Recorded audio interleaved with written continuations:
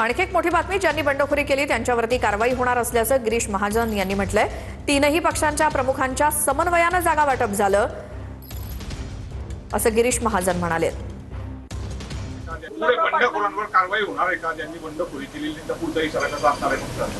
निश्चित ज्या त्या पक्षाचा प्रश्न आहे, पण बंडखोरी ज्यांनी केलेली आहे त्यांच्यावर निश्चित कारवाई होईल। तर नाशिकमधल्या विधान परिषदेच्या निवडणुकीच्या लढतीसंदर्भात ज्यांनी बंडखोरी केली त्यांच्यावरती कारवाई होणार असल्याचं गिरीश महाजन यांनी म्हटलंय। तीनही पक्षांच्या प्रमुखांच्या समन्वयानं जागा वाटप झालं असं गिरीश महाजन यांनी सांगितलंय। गुलाबराव पाटलांनी प्रतिक्रिया देताना नाराजी व्यक्त केली होती की भाजपने जेमतेम 4 जागा दिल्या, त्यातही बंडखोरी उभी केली।